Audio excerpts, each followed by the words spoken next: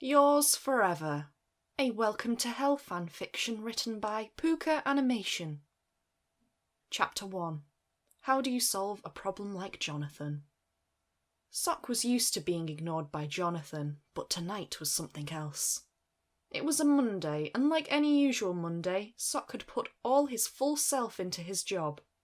He'd disrupted Jonathan at every moment throughout the day, embarrassing him in class, making him look a fool at lunch. All the typical antics that would usually be met with a scowl or a glare from his moody teenage friend.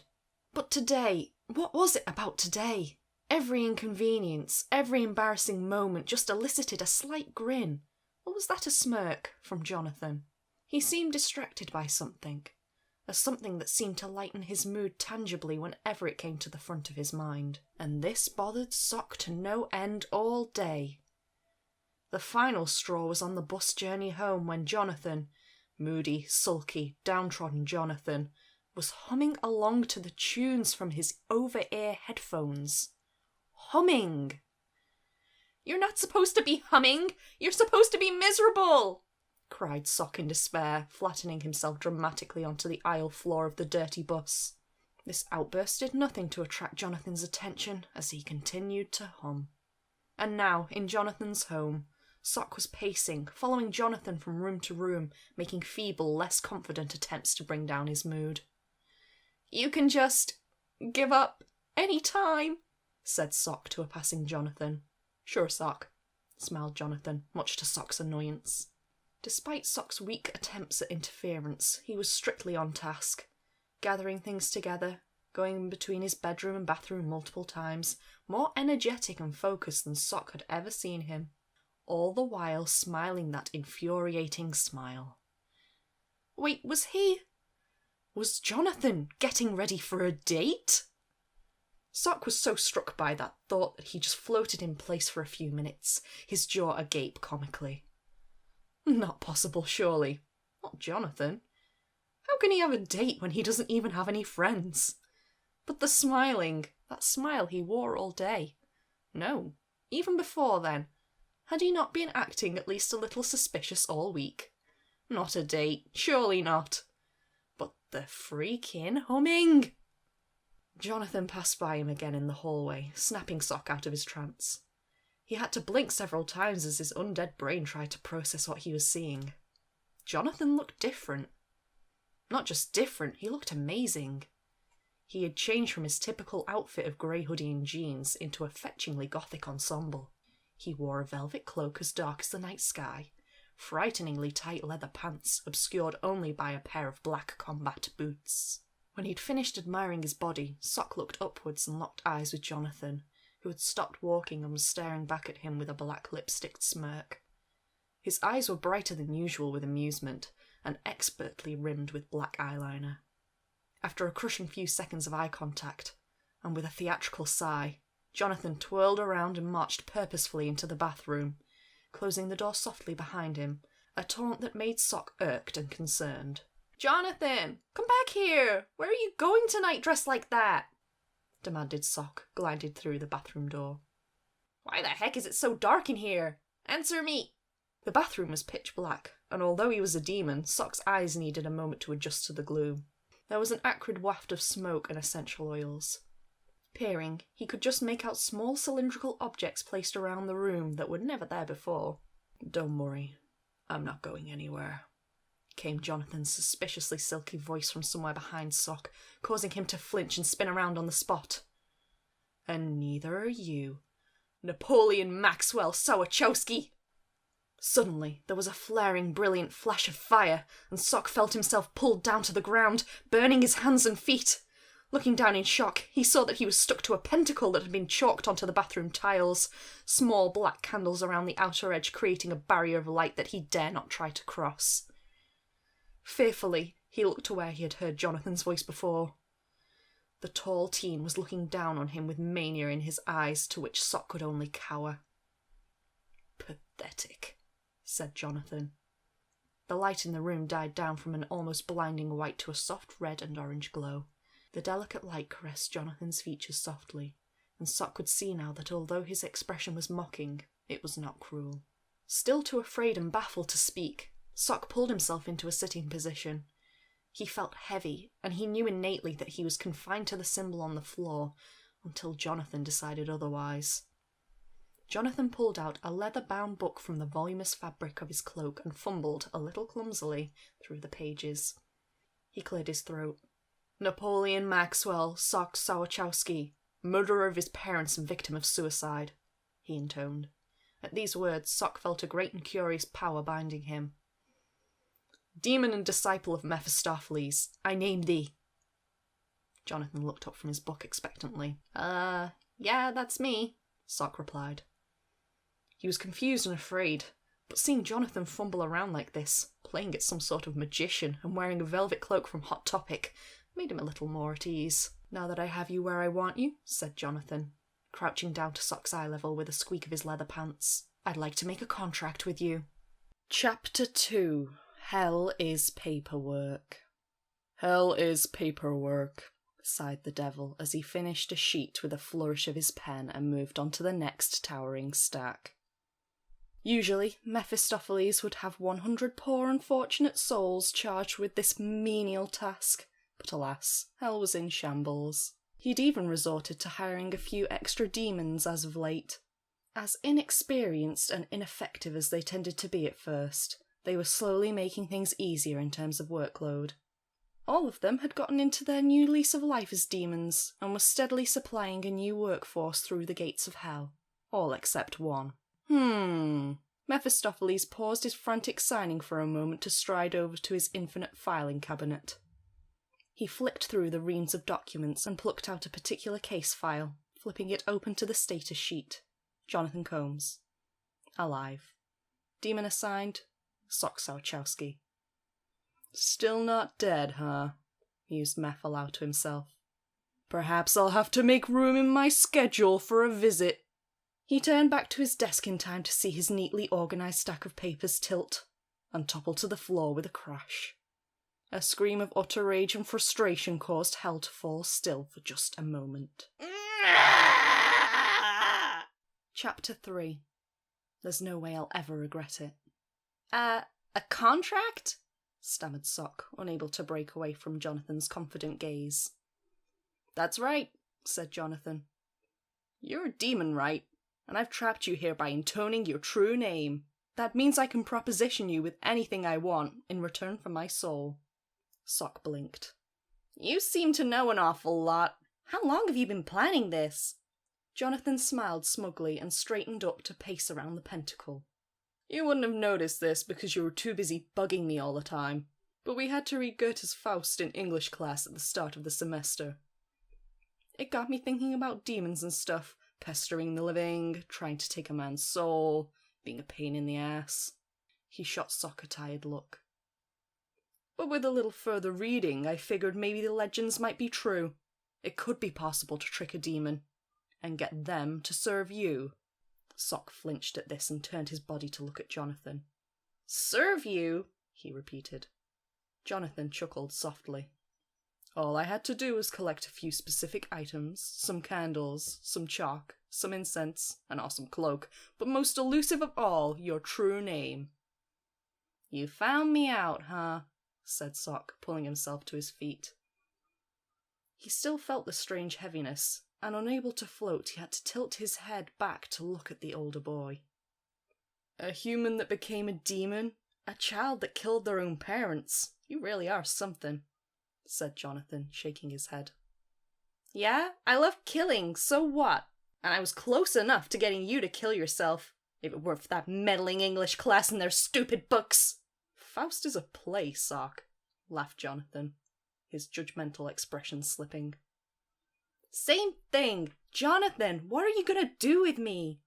Jonathan twirled maniacally, getting the full $25 worth that the cloak cost him. Do with you? How about what you're going to do for me? He cackled. All these months of torment, and now, Sock, you're going to do exactly what I tell you to do. You're going to be my servant, my own personal demon. Jonathan's eyes reflected the glow of the candles as he flashed a triumphant look through the mess of blonde hair that had fallen into his face. Sock held his ground and glared up at him. Like heck I am. Have you really gone crazy? What in the heck made you think I'll agree to that? Despite his outburst, Sock considered fearfully for a moment that maybe all his antics had truly sent Jonathan insane. And instead of killing himself, he had become some sort of black arts sadist. Jonathan pushed his hair back off his face in a sweeping motion and strode nonchalantly into the pentacle, causing Sock to step back instinctively. I think it's a fair deal. Whoever you were working for before gave you an impossible task, right? There's no way you could have gotten me to kill myself. Sorry, buddy, but yes, you sucked at your job. Sock started to disagree, but his confidence was shaken by the invasion of his personal space. And even if you succeeded, what was your reward then? The devil gets my soul, and you get what? To move on to the next job? Sock averted his eyes and thought fleetingly of Mephistopheles. I can't, he murmured. Make this contract with me, and when I die, you get my soul. I can't say what you do with a person's soul, but you demons must have some use for them, right? Jonathan's voice was silky soft, inviting Sock to slowly pull his eyes back to look at the teenager's face. The warm light flickered and danced on his skin. His eyes were teasing, but for a split second, in the candlelight, was there something else he saw there? Your soul, he half thought, half said. Jonathan gave an almost friendly smile and raised his hand, pinky outstretched. My soul, he confirmed. Sock's will to resist dissipated. He was a demon after all, and there was nothing so potently irresistible as a human soul, like a warm, ripe peach to a starving animal. My servitude, he replied, extending his own pinky in compliance. They touched softly at first, then locked together, the candlelight bursting upwards in response. Is yours forever, they intoned in unison. The contract was sealed. Whilst Jonathan slept soundly, and maybe a little smugly upstairs, Sock's mind was reeling. This was not a good idea, not a good idea at all, he lamented, pacing in circles a few inches above the living room carpet. His servitude to Jonathan until he died? That was ridiculous. And now he couldn't convince him to die, not unless it was a direct instruction from the man himself. And oh man, this meant at some point very soon his real boss, or rather his former boss, would find out, and he certainly would not be very happy about it. He'd so far seen Mephistopheles mocking, exasperated, businesslike, but nothing close to disappointed, or even angry. Sock gulped. He didn't think he wanted to know what an angry Meph looked like. He looked down at his hands in despair. A delicate lace-like scar was entwined around his right pinky finger. This was real, and it was happening. Sock was only given one choice after he died, but now maybe there was another way to pass the time in the afterlife. He certainly liked being around Jonathan. He thought about the older boy for a moment, his snarky attitude, his sulky looks, his solitary nature. All the traits that made him a social outcast were somehow magnetic to Sock. He'd certainly wanted to do his job, but the longer Jonathan resisted, the more he'd learnt to appreciate his company. Had he not occasionally worried about what would happen to Jonathan when he did kill himself? Had he not occasionally felt joy in the moments spent with a Jonathan that was alive? And now he'd seen a side of Jonathan that was even more intriguing than his usual moody teen persona. A smug, scheming side that shopped at Hot Topic and made plans about Sock's future in secret. A Jonathan that sought control and dabbled in black magic. Sock couldn't deny that he was tempted to see how this new side of Jonathan would act. As his boss. Or in those pleather clothes, maybe he was more of a master. Perhaps there was more than one way to spend his afterlife. As he bargained with himself, he felt a little more at ease. After all, there was nothing he could do at 3 a.m, stressing and burning a glowing green hole in the living room carpet. He may as well wait to see what tomorrow brings. Chapter 4. End of the Dream. Jonathan danced delicately along the line between sleep and consciousness. He'd never slept so soundly, so profoundly dreamlessly in recent memory. A sigh escaped his parted lips as he perceived daylight through his eyelids. He felt a weight settle across his legs. He peered through his eyelashes. For a split second, he saw a horrible monster, a dark, hungry shape lounging across his lower body, stretching itself, flexing its claws, opening its jaws. Cried Jonathan, snapping out of his slumber and scrabbling to sit up. As he frantically rubbed his eyes, he saw the gentle green glow of a boy perched on the edge of his bed. It was just Sock. Ugh, Sock, you scared the crap out of me, sighed Jonathan with relief. Sock giggled a high fructose giggle. Good morning, master, he smiled smarmily. Jonathan suddenly recalled the events of last night and took a moment to regain composure. That was right. He called the shots now. Please, never call me that again, he said dryly, pulling the sheets off himself. Standing upright, he yawned and stretched and tried to come to life. Sock hovered attentively nearby. I'm gonna have a shower. Sock, prepare my hoodie, he said with authority. Yes, sir, replied Sock goofily, diving into the pine wardrobe. Jonathan entered the adjacent bathroom, ready to enjoy some peace and quiet now that Sock wasn't permitted to bug him anymore. Jonathan stripped out of his snazzy black and purple pyjamas and stepped into the shower. The water was refreshing and he turned his face into it. A river of black ran down his body as he was cleansed of yesterday's eyeliner. Stood under the relaxing jet of water, he took a moment to consider his situation. He was giving being mysterious and powerful a good try, but he knew it wasn't the real him. He was clumsy and unsure, yet he was in control of a demon now. A glance down at the fine scar around his pinky finger confirmed it. This was real, and it was happening. One day, that demon would have his soul. But that demon was Sock, the most ridiculous person he'd ever come across. A goofy kid with stupid hair, who couldn't even get a suicidal teen to top themselves. He couldn't suppress a smile. That idiot, he thought. A warm towel, my liege! Squawked Jonathan, unexpectedly snapped out of his musings.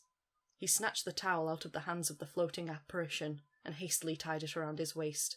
Okay, let's lay down some ground rules, he sighed exasperatedly. No more scaring the crap out of me, and for God's sake, knock on the bathroom door if you want me. Sock looked ashamed. Sorry, I thought this might impress you, he mumbled sheepishly. Jonathan softened. Well, I have no idea where you got a warm towel from, but I appreciate it. He strode out of the bathroom, leaving Sock blushing at his kind words, and considering how he would clean towel fluff out of the microwave. He slipped quickly into the clothes that Sock had carefully, yet somehow clumsily laid out for him. He shoved a few books into his shoulder bag.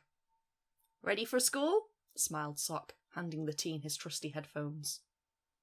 Jonathan took them and looked Sock up and down, a small sadistic smile creeping across his face. Yeah, I'm ready, he said slyly, stroking his chin in mock thought. But I think a servant of mine needs some kind of uniform. I can't be seen in public with a demon dressed like that. Sock laughed nervously and fiddled with the hem of his purple skirt. Come on, what's wrong with my clothes? No one else can see me but you anyway, right? Jonathan simply continued smiling and stepped towards him, pulling a plastic Spencer's carrier bag from out of the depths of his satchel. Jonathan? What are you doing? What's in that bag? No! Chapter 5. Original character don't steal! Jonathan stepped off the bus with a much happier demeanour than usual. He never usually had this much pep when it came to school, but from today, things would be different. Come on, Sock, he said quietly so the kids nearby couldn't hear. Shyly, Sock peeped around the door of the bus before floating down beside his boss. The demon was clad in a strikingly gothic ensemble. He wore a pleather waistcoat over an oversized MCR t-shirt, an item Jonathan had previously used as pyjamas, a plaid mini-skirt decorated with thick silver chains for no functional reason, hot pink fishnets, and hobnail boots. Some preps looked over at Jonathan.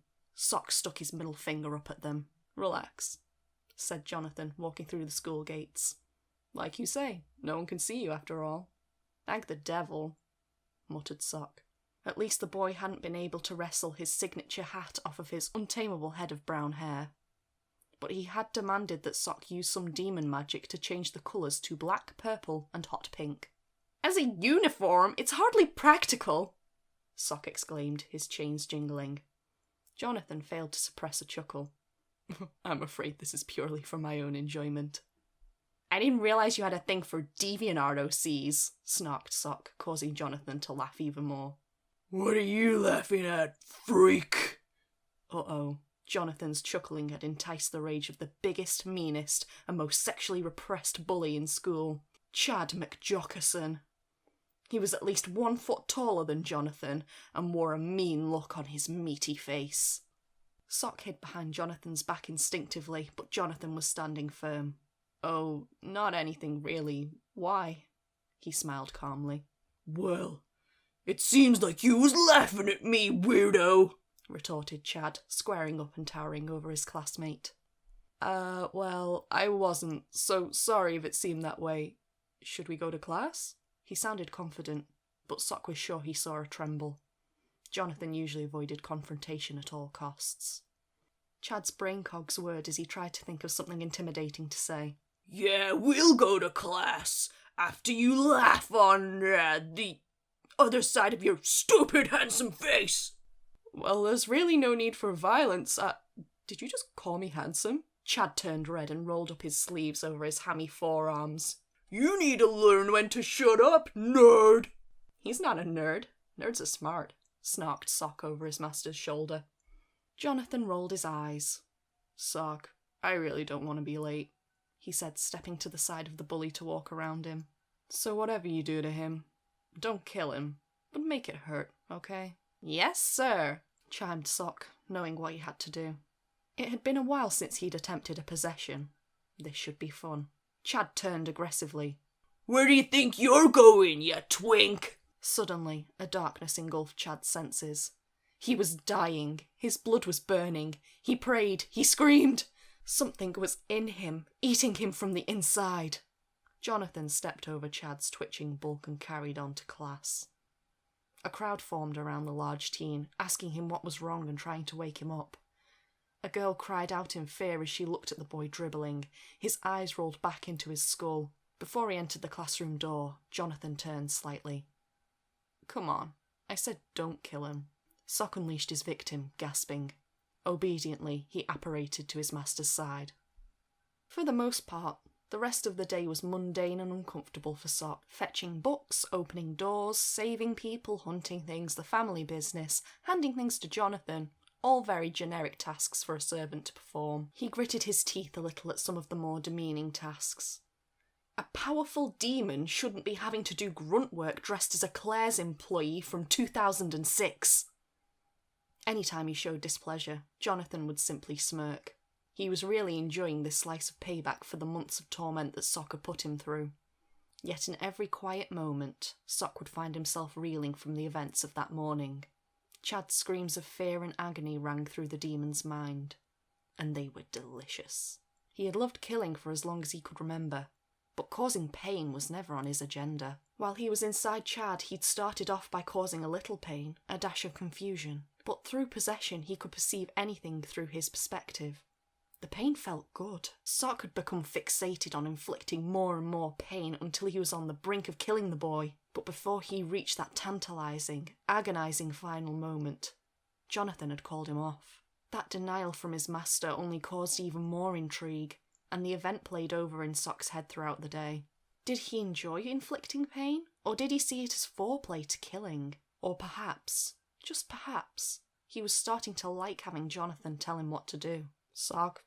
Sock, hello?" Sock snapped out of his daydream. His face felt hot. "Huh?" he said dopily. Jonathan regarded Sock's flushed cheeks with concern. "Are you thinking about earlier? With Chad, I mean. Do you feel pain when you do that possession thing?" Yeah, I guess," said Sock carefully, trying to guess what Jonathan was thinking. Jonathan's face reflected his own shame. "I'm sorry I asked you to do that. I went too far. It was mean on Chad, and I didn't consider whether it would hurt you. Sorry." Sock bit his lip to stop the truth tumbling out. He'd enjoyed it. He'd enjoyed it way too much. And he wanted Jonathan to tell him to do it again. He caught himself and forced a goofy look. No way, don't apologise. That kind of stuff is just what us demons do. Chad'll be fine, and I'm sure he learned a lesson. Jonathan seemed unsure, but softened a little.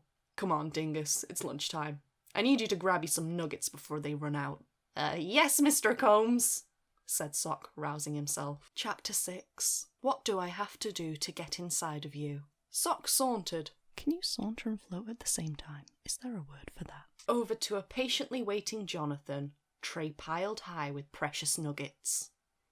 Sick, said Jonathan, clearly impressed. On a typical day, the unpopular team would be pushed to the back of the queue and miss out on the cafeteria's only edible foods. The pair looked around the packed hall. They may have the goods, but there were no available seats. Want me to, make room? Suggested Sock with great anticipation. Possession had been on his mind all afternoon. He could get these kids to move without messing them up like he had with Chad. Jonathan looked out of the window. Well, it's a nice enough day. Let's eat outside. Great idea. I'll go ahead and set up. And with that, he rushed ahead of his master. This really wasn't like Jonathan at all, thought Sock as he prepared a suitable seating arrangement for his master. His mood really had lifted following yesterday's events.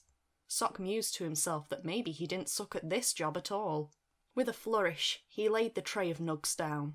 He had sourced a checked blanket and laid it on the grass beneath a cherry tree on the school field. Wow, looks great, said Jonathan, finally catching up to his servant. What can I say? I'm one hell of a butler, winked Sock, who had waited approximately 4,300 words to make that joke. Jonathan rolled his eyes, but couldn't suppress a smile. Let's dig in, he said, sitting on the blanket. I don't know if you can eat, but you're welcome to join me. Sock crossed his legs and floated a few inches above the ground. I'm not sure with the spooky hole and all, but I can try.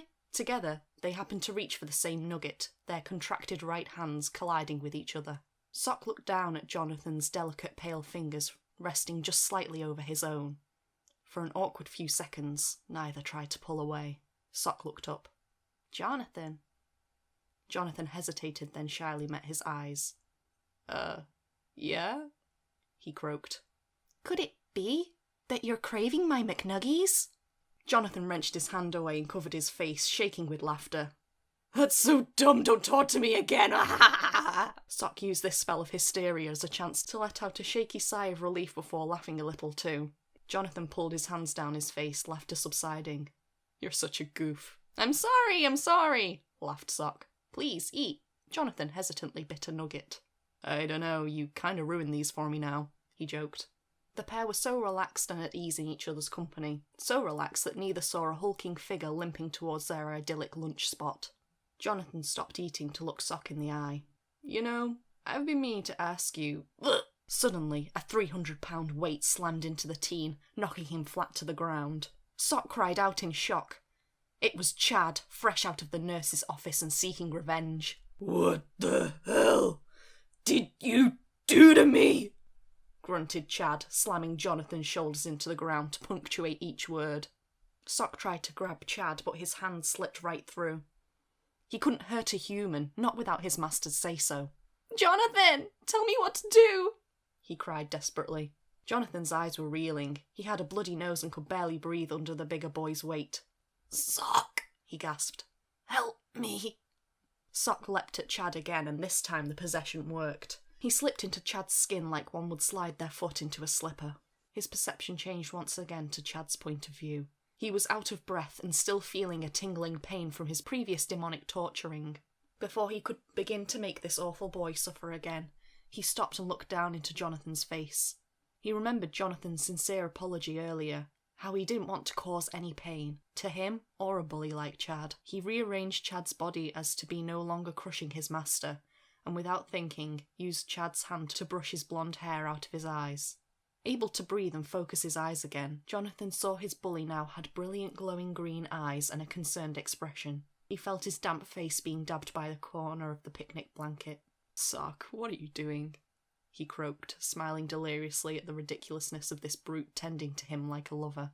Chalk propped his master into a seated position and dusted off his clothes. Are you hurt? He asked, a strange combination of both voices coming from Chad's mouth. A little bruised, said Jonathan, feeling his nose tentatively. Nothing broken. Chock left one hand clutching Jonathan's arm, and the other flew to his chest with a thump. That scared the heckin' life out of me! I mean, it would if I was alive. Jonathan looked Chock up and down warily. So you didn't hurt him? I was worried you might try to kill him this time.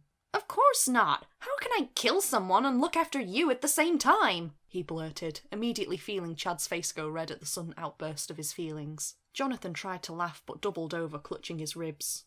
Ugh, no more jokes for today, I think. Chock looked at Jonathan with a furrowed brow of worry. As he regarded the teen, he felt something strange. He could feel some of Chad's emotions, as if the bully was watching this scene from inside a dream. Whoa, Chad really has a crush on you, Chock said in awe. Jonathan clutched himself. Please, dude, I said no more jokes, I can't take it. He looked around at the blanket soberly, considering the situation. Sock, I want you to erase Chad's memories from today. And his pain if he has any. Ah, sulked Chock, disappointed. I know, not very demonic, but I think it'll be safer for me that way, he said sagely. Then leave him here in a light sleep on the blanket. He can eat the rest of the nuggets as an apology. As you wish, sir, said Chock, starting to rummage through Chad's memories. Thanks. Meet me in the nurse's office, he grunted, hauling himself up and staggering back towards the school. Chock lay down on the blanket. One by one, and with a green flash, most of the day's events were removed from the boy's memory. The argument with Jonathan, gone. The pain, gone. The lust for revenge, gone. In the corner of his mind, something got the demon's attention. It was a concept. Sock could see Chad's crush on Jonathan. He felt an odd twinge. He wanted to remove that too, but he couldn't. Not without instruction. Or was that Chad's desire to have it removed he was feeling? Or could it be... No, it couldn't. But for a second he considered that it was Sock's own desires he was looking at. The demon recoiled out of Chad's body, shuddering. That was a little confusing. Possession was no fun unless it was to cause pain. He highly doubted that Jonathan would let him do that to someone again after today. He should have been sad that he missed out on the chance to recreate the euphoria he'd felt via possession that morning. But instead, Sock felt a deep concern for his master. Flying hurriedly to the school, his only thoughts being that the sooner he got Jonathan home to rest, the better. Chapter 7. I forgot you could tempt me with things I want. Jonathan groaned as Sock helped lower him into bed. It had been a fair few hours since he was attacked, but he was still extremely sore. He'd irritatedly refused Sock's teasing offers to help him shower and change his clothes, meaning he had only managed to change his pants. Putting on a pyjama top required too much movement from his bruised ribs. Sock pulled back from his prone master and observed his battered torso. Dang, you bruise like a peach, he mused tenderly. Thanks, don't ever say that again, Jonathan grunted, struggling to mask how tired he was.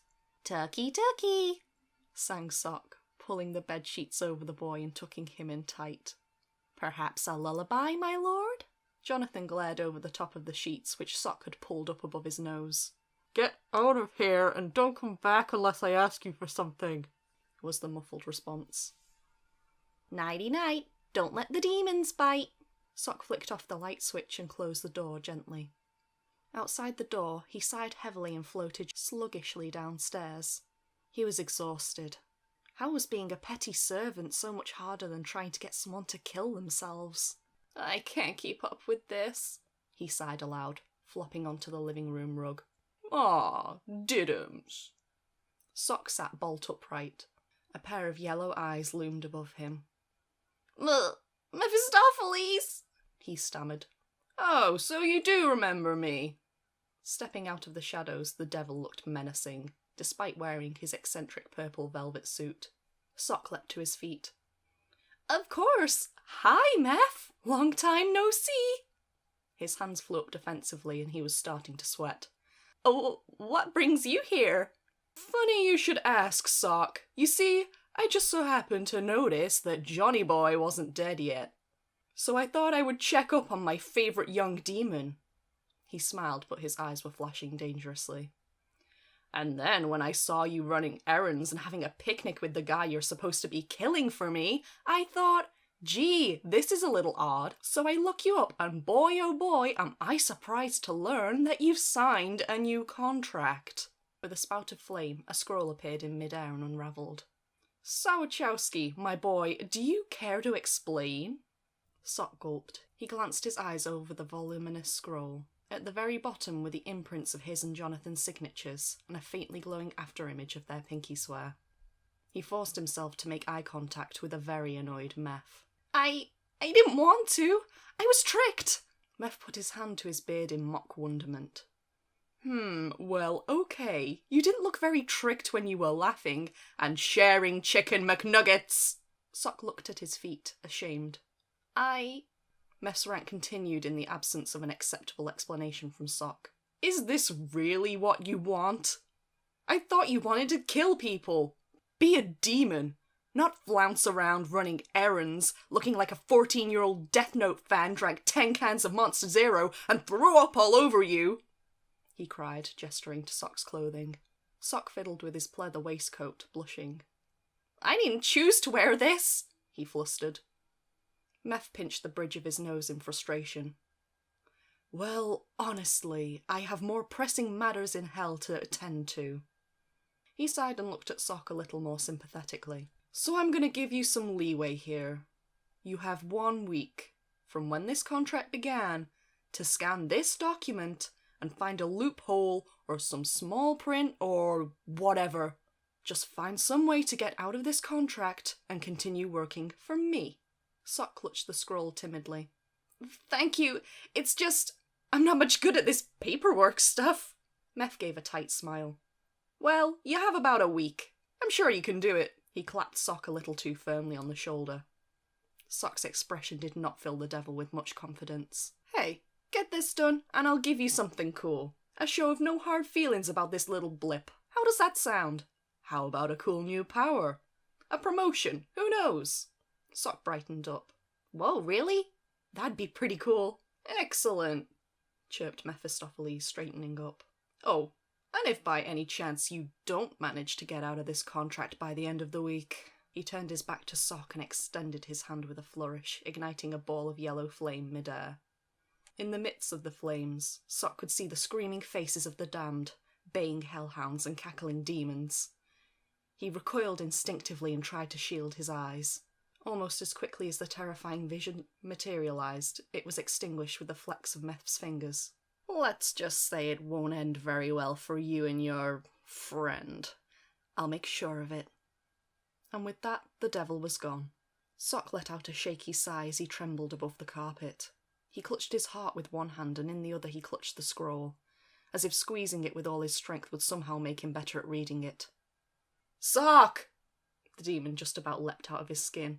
Stop talking to yourself! I'm trying to sleep! Sorry, Jonathan! He called back to the muffled voice upstairs. With great exhaustion, he flopped down onto the sofa and put his head in his hands for a moment. He peered through his fingers at the scroll sat innocently in his lap. He had about 7 hours before Jonathan got up for school. No time like the present, said Sock to himself, opening the scroll a little to reveal the first few lines of text. The writing was cramped and the entire contract was over 7 feet long. It was going to be a long night. Chapter 8. The Beach Episode. Sock had read and reread the contract countless times over the course of the night. But by the time the sun rose, he realised that the words weren't being absorbed properly by his brain at all. He was so stressed from Meph's threat, and Jonathan wasn't exactly a pushover these days either. The little demon wasn't a huge fan of disappointing either master.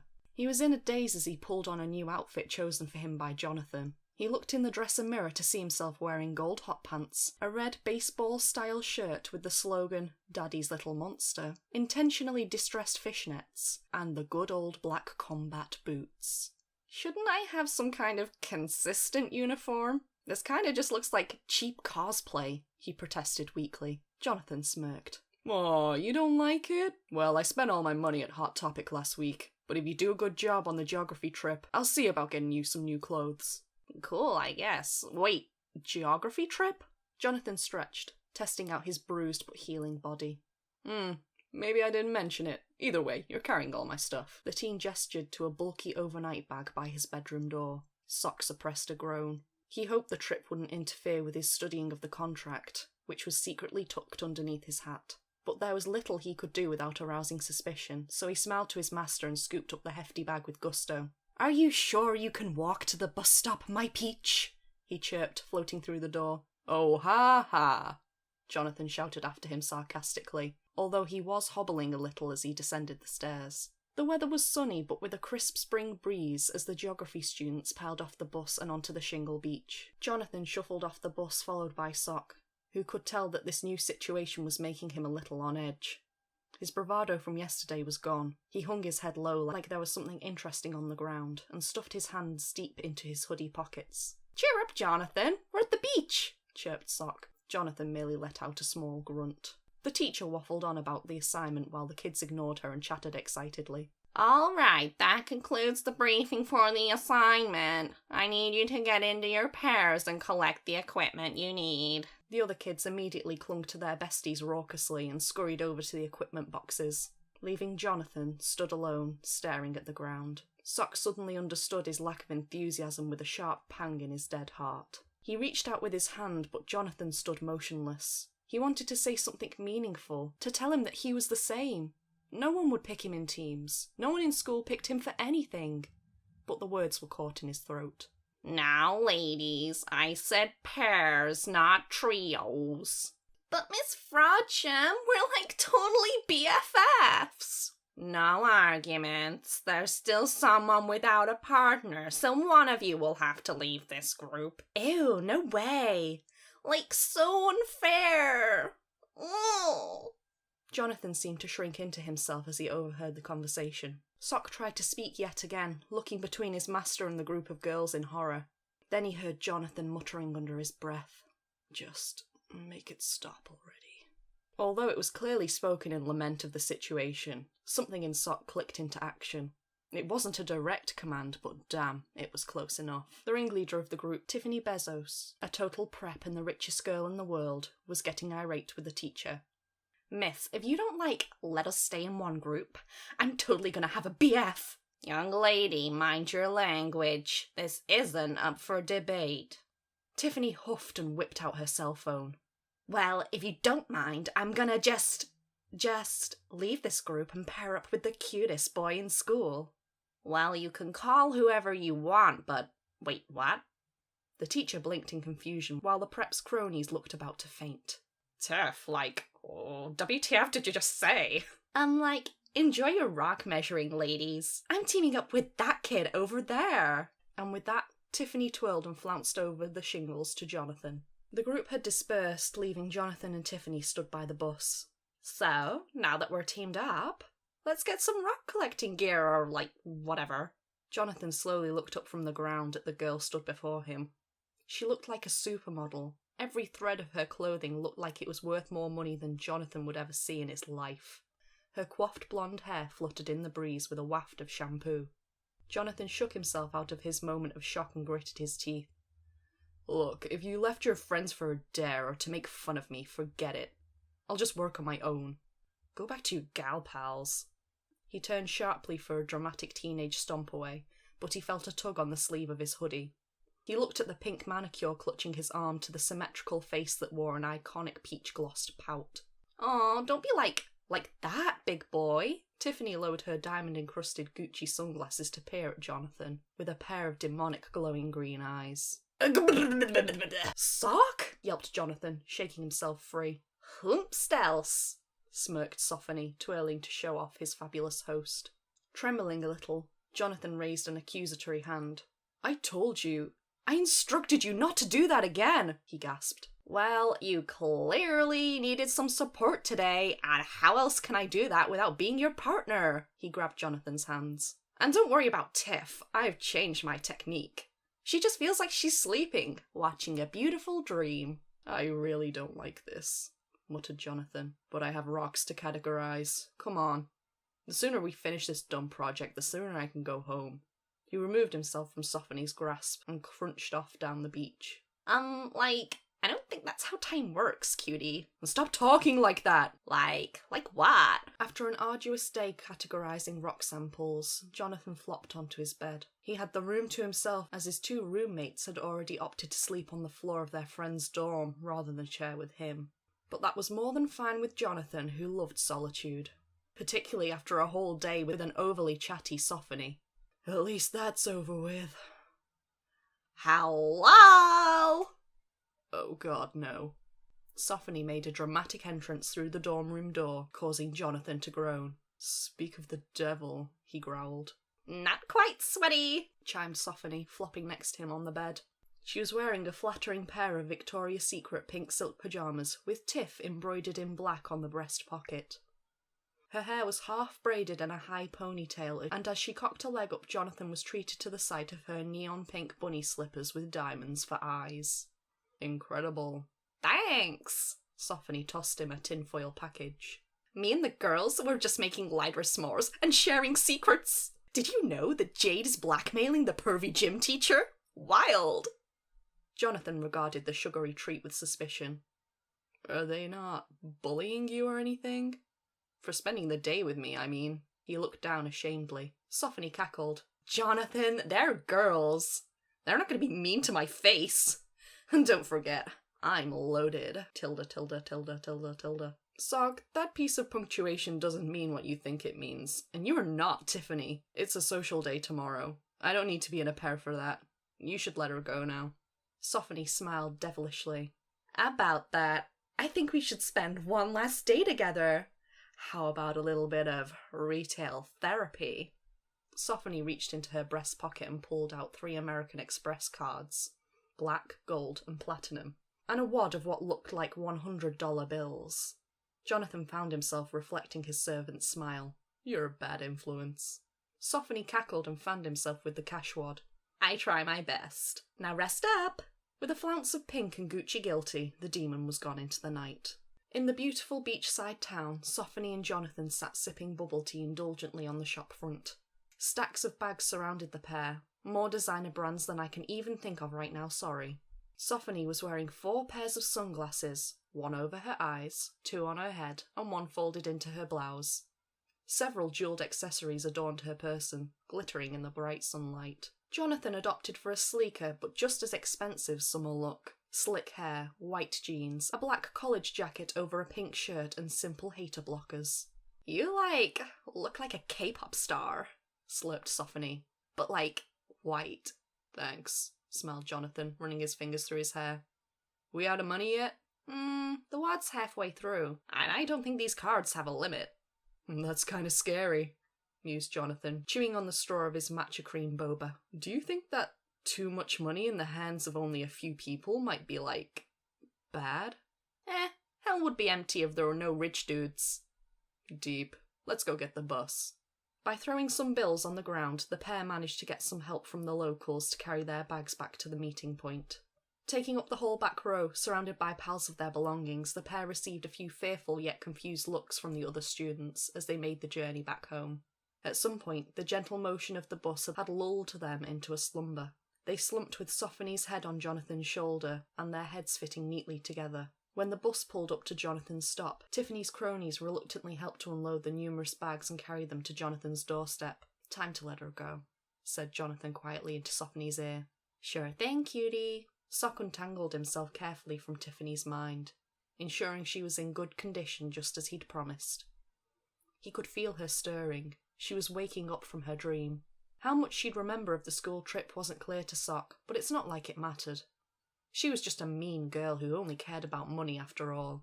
A little embarrassment from her so-called friends might even do her some good. With a gentle pop, like a cracked knuckle, Sock was a floating entity again, leaving Tiffany swaying on the spot like a newborn lamb. He floated over to Jonathan and helped him to bundle their impressive haul into the house. A few feet away, Tiffany's minions were rubbing their sore backs and complaining in hushed tones. For the past few days, I've not, understood her at all. Yeah, did you see her on the bus? All cuddled up to that creepy guy. Hey, bitches. The girls turned before cowering in front of their leader, who looked a little confused but still as fierce as ever. The creepy guy is called Jonathan, and he was super fun to hang out with. Yeah, sure, we were just... Whatever. I'm getting picked up in the Lambo if you want to ride. The tall beauty strode past them down the street, taking out her cell phone casually. Yeah, Stephanie! The cronies cried in unison, scurrying after their leader. If Sock had heard this exchange, it might have warmed his demonic heart a little, but as it was, he was slack-jawed in the doorway of Jonathan's home, as realization slapped him. He'd forgotten to read through the contract to find a loophole like Method ordered him to. For 2 whole days! He had 4 days left. Chapter 9. It's Friday. Jonathan stood on the edge of a crumbling building in the ruined city, gazing up into a blackened sky. A crash echoed through the crowds and a body was flung into a heap of suspended rubble. He shielded his eyes from the dust falling from the melee. This is horrible, he croaked. If he gives up, it's over. Jonathan looked to his left in surprise. A tall, red-headed man stood next to him, his neck also craned towards the sky. He was oddly dressed and seemed incongruously vibrant in these bleak surroundings. Another cracking sound caused Jonathan to snap his eyes back to the sky. A blur of green light, still fighting, still being beaten back. Sock? He whispered fearfully. Hey kid, you like to dabble in black magic, huh? Well, maybe we could sort something out. Change this situation of yours. Teary-eyed, Jonathan tore his eyes from the destruction and grabbed hold of the mystery man. His palms burnt as they made contact with the fabric of his purple suit. Can I really change how this ends? The man looked down at last and made eye contact with him, his eyes a fearfully piercing yellow. He smiled, but his teeth were too sharp and his eyes were so unkind. Of course you can, Johnny boy. Just make a contract with me and become a magical girl. Jonathan shot upright in bed, panting and sweating like a weeb at a summer Comic-Con. He examined his hands frantically, still feeling as though they'd been burnt. They were mark-free, so he grasped his face and forehead, rubbing up and down over his eyes. What a crazy dream, he gasped, his breathing calming down. The sun streamed through his curtains. He was up before Sock could wake him for the first time he could remember. Jonathan tended to have restless nights, his sleep interrupted by nightmares. It caused him to sleep in late and have a foul mood all day. But in this case, he was glad to be up early. He felt productive. He pushed the odd dream to the back of his mind and jumped into the shower. This was going to be a great Friday. What a lousy start to Friday, growled Mephistopheles, slamming his office door behind him and throwing himself into his leather office chair. Although dream-walking was never his strong suit, that was truly an abysmal display. Not entirely trusting Sock's capability in the literacy department, Meph had hoped to do a little meddling behind the scenes. He didn't like that Jonathan stepped on his toes. Poaching employees right from under his nose. Who did that kid think he was? Interfering with his dreams and convincing him to break the contract himself should have been straightforward. But Jonathan's mind was like a labyrinth, a mess of hormones and teenage angst. When he'd finally found his way in, the narrative of the dream had overpowered him. What kind of messed up TV shows is this kid watching anyway? Huffed Meph in defeat, flipping a stack of papers off his desk onto the floor in frustration. The devil realised that he was the only one available to clean the mess up, and thumped his forehead onto the desk. The servant and his master made their way through the school gates. Jonathan had used his extra time and boost of energy this morning to plan their outfits. He had chosen a few eye-catching pieces from their shopping haul for himself. He wore an intricate black leather-strap body piece over a black t-shirt, a sharp blue blazer and matching trousers. An expensive chain hung around his neck, twinned with a leather choker. By his side, Sock tugged nervously at the hem of his skirt. He was decked out in an adorable Lolita co-ord. Over a white lace petticoat he wore a midnight blue dress that sparkled with a moon and stars motif, cinched with a yellow ribbon. He had white knee socks, black heels, and had been stripped reluctantly of his hat. His wild hair had been partially tamed with black ribbons. "Come on, I worked hard on these looks," pouted Jonathan mockingly. Sock rolled his green eyes. "I can't lie, I feel cute as heck." He twirled mid-air to emphasise his point. Jonathan suppressed a chuckle. "Nice outfit." The pair froze in their tracks and turned. Chad towered over them. "What are you gawping at? I gave you a compliment." Chad, how are you doing?" said Jonathan, his mouth suddenly dry. "I'm fine, thank you." Jonathan blinked, looking upwards into Chad's smiling face. Was he actually being genuine? Chad blinked and looked away a little, seemingly a little uncomfortable with Jonathan's confused staring. Sock looked between the two indignantly.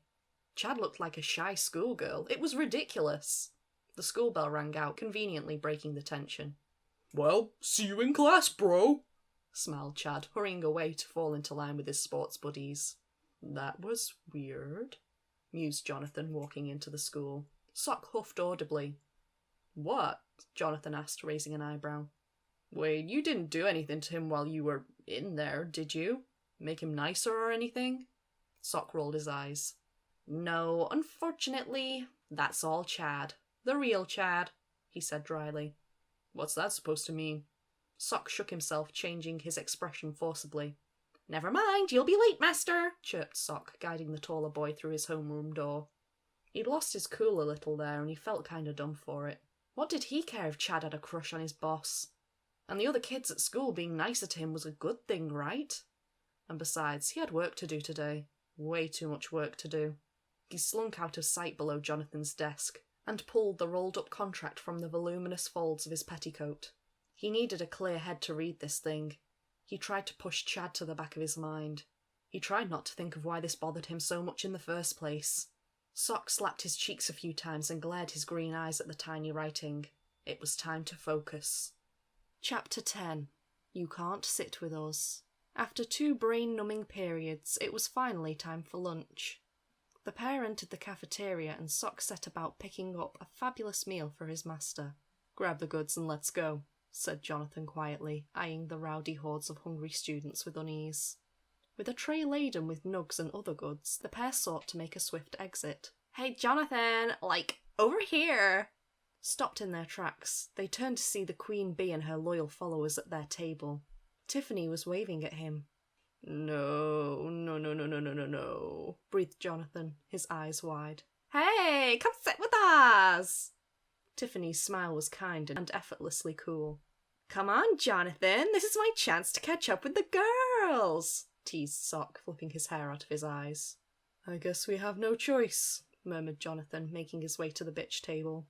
Saying no to Tiffany Bezos would be social suicide. Huh? Suicide? Sounds great, Sock smirked devilishly. Jonathan had no time for a witty retort as he shuffled onto the bench opposite Tiffany. How's it going? I was just telling these bitches how much fun we had yesterday. Tiffany winked. Yeah, it was great. Jonathan looked a little confused. That outfit looks fabulous on you, BTW.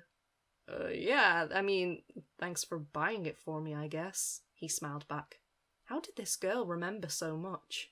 Sock looked equally confused. He was sure Tiffany looked right at him when she mentioned the outfit, but she couldn't have.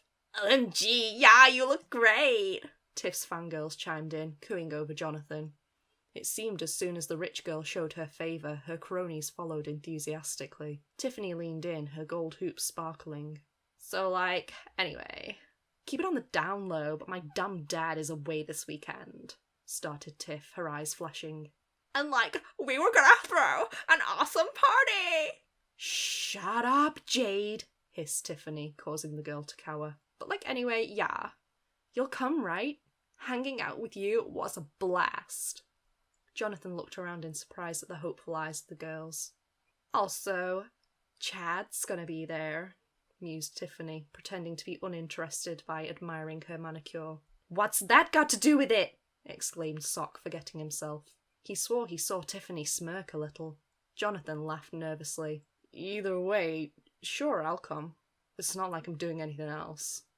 Yes! Cried the girls in a screeching symphony. Super! See you Sunday! Jonathan took his cue to leave the table. Thanks, guys, I guess. Where's something cute? She called after him. Sock pulled a face at Tiffany, who turned immediately and locked eyes with him. Aw, don't look so moody. It was just a joke, she mock-pouted. Sock blinked in surprise. What? Wah, I can see you, dummy, smirked Tiffany. No way, but you're a... Guess again, she smiled. You can't possess a demon. I let you hitch a ride, though, for the lols. Sock was flabbergasted. For the whole school trip, she was just allowing Sock to use her body? Why? What can I say? I love to stir things up a little. Don't worry about it too much. See you Sunday. She waved him away with her bejeweled hand. Sock realised that Jonathan had left the cafeteria and hurried away from the table. So Tiffany was a demon all along. He shouldn't be surprised. She was a rich girl after all. But what she said about the party made him a little nervous. What did she mean by stirring things up? He couldn't let that distract him now. He only had a few days left to focus on breaking the contract before meth came for him. It wouldn't be wise to disappoint the devil. By 3 p.m, Sock had a plan. It wasn't a great plan, but gosh diddly dang darn, it was something. He'd scoured the contract every moment that Jonathan's attention was diverted. Most of it was words he didn't understand and legal jargon that may as well have been Latin, which he was sure some of the phrases were. But in the small print, there were a few terms and conditions that he was sure Jonathan wasn't aware of. Nobody reads those things anyway. One of which was that all human souls are the true property of Beelzebezos. Disappointing for Sock, but hardly surprising. Not that this would affect his superficial ownership of Jonathan's soul, even though that didn't matter now that he was trying to return into Mephistopheles' employ. Another more promising condition of the contract stated that a demon could request dismissal on the blood moon. If the master agreed, the pact would be broken. The human would keep their soul, and the demon would be entitled to a small reparation repayment from Hell's finance department, based on their length of service. And based on a cheeky Google search, the next blood moon was this Sunday. It was cutting it close, but this was well within Meph's deadline. All Sock had to do was worry about how he was going to convince Jonathan, who seemed to be quite sadistic in his enjoyment of being a master, to allow Sock to stop being his servant. And he certainly was worried. He eyed Jonathan closely as they caught the bus home. "I have a lot of homework this week. With the trip I kind of fallen behind, and with the party on Sunday I'm pretty strapped for time," Jonathan sighed, gazing out of the steamed-up window. Sock looked closely at the boy. He'd been trying to get into his psyche for quite some time. He felt like he knew him intimately, but something clearly evaded even his expansive understanding of Jonathan. Good thing I have a willing servant for these kind of things, eh? Sock was moving closer, looking more intently. It was frustrating. The one thing he could never seem to figure out, and now he needed it more than anything. "What is it that you want?" I just wanted you to do my homework?" Sock realised he was just an inch from Jonathan's face, as he looked up at him in absolute confusion. He also realised that he hadn't been listening to a word his master said for the whole bus ride. Yes, of course, anything," he stammered, trying to look normal. If he was acting weird, Jonathan might suspect he was up to something. Jonathan smirked. "Well, as you're so eager," he dumped a sack of heavy books onto the demon. "You can start as soon as we get home." Trying not to groan, he realised he now had to do a bunch of homework as well as figure out a way to get Jonathan to agree to ending their contract. Chapter 11. Am I more than you bargained for yet? After his disturbed sleep the night before and a long day at school, all Jonathan really wanted was a dreamless night's sleep. Once Sock had finished off his homework, the accuracy of said homework was yet to be seen. He'd instructed the demon to make his bedroom up to be the perfect environment for a deep sleep. He'd been up there, clattering about for at least an hour whilst Jonathan glanced through the papers. The quality of the homework did not fill him with much confidence. "All done, my lord," said Sock with a bow towards his master's bedroom. "Did you run out of dumb nicknames?" He laughed at Sock's usual theatrics. He was quite intrigued to see what he'd been busy doing up there all this time. Sock had slipped up through the floor, back into the bedroom as Jonathan climbed the stairs. He approached the door, which was closed. Sock was suspiciously quiet in there. Jonathan was starting to fill with anticipation. He gently opened the door. Surprise! Jonathan's super plain and stereotypically grey teenage boy bedroom had been completely transformed. The whole room glowed with a gentle peachy light that emitted from several novelty nightlights, which took the shape of stars, clouds, and unicorns. It seemed that his walls had been repainted into a dark purple gradient, vajazzled with many hand-painted stars and planets that were encrusted with tiny acrylic gemstones, which sparkled silver in the dim light. He now had a fluffy black and white checked carpet that was so soft under his bare feet that he felt as though he were walking through thick, warm grass. If his jaw were not agape, he would have considered asking how the little demon painted a whole bedroom and laid down a new carpet in a mere hour. As he breathed in, his nose was filmed with the calming scent of lavender. He stepped toward the bed and had to duck under several crystal hangings that laced across the ceiling. There were yellow stars and blue teardrops that twinkled like a calming rain. The bed itself was completely different than before. It was now a dark wood four-poster with warm-coloured drapings and gold tassels. A checkered quilt of many kitschy fabrics was covering the bed, and there were numerous plush pillows of clashing materials and colours. It was ugly. So ugly. The literal antithesis of all his tastes, but at the same time the visual softness was unbearably appealing. "So, do you like it?" He'd been unaware of Sock, who had been watching his reaction hungrily from the doorway. Jonathan turned to look at him, his eyes sparkling. "It's perfect," he smiled. "Oh, you," Sock laughed, fanning himself coyly. "I kinda went away from your usual goth/spooky emo style, or whatever you are." Jonathan looked around again at the sugary sweet surroundings. "You could say that, but it's nice. It's kinda like a little kid's room, or a princess's." "Yes! Princess! That's what I was going for! Anyway, here's your jammies." Sock handed a beautiful set of pyjamas to his master. Jonathan held them up and admired the fabric with his fingers. They were purple silk with stars and other details embroidered in gold thread. "I'm gonna look like a magician," he said, not without good humour. "The most handsome bedtime magician," chimed Sock. "Also, there's a chamomile tea on your nightstand." "Thank you, Sock." Although he knew the demon was contractually obliged to do as he commanded, Jonathan couldn't help but feel truly touched by the effort and attention to detail. "Good night, Jonathan," smiled Sock, closing the bedroom door slowly behind him. Alone in the twee, yet innocently beautiful room, Jonathan slipped into the pyjamas. The fabric was cool on his skin, which was a nice contrast to the warmth from the delicate china teacup he clutched in his hands. As he slipped into the plush bed, he suddenly felt in his bones how tired he was. In a normal day, he would barely talk to anyone. All he ever had to worry about was how to best slip into the background and avoid talking to teachers. But recently, he'd been around Sock all the time. And now he was in charge, they'd been speaking to each other near constantly. And because of Sock, there were kids at school who liked him, who talked to him like he was just another normal school kid and not an outcast. These interactions made him tired, but as he sunk into a soft, peach-quilted sleep, he considered drowsily that these changes could be, actually, making him happy. Sock considered all the things he'd learnt about Jonathan in the time he'd known him. He liked music, he liked solitude, he liked hoodies, and now it seemed he liked more hardcore gothic stuff like dark magic and having a demonic servant. He didn't like crowds, he struggled to sleep, he was moody. What could he offer a guy like this? What could Sock bribe him with to get him to break the contract? He was hovering quietly outside of his master's bedroom door. The answer wasn't clear at all, even though he felt he knew Jonathan quite well. He didn't have much time to figure something out. The blood moon was on Sunday. His elation at finally finding a loophole in their contract was now quashed by worry.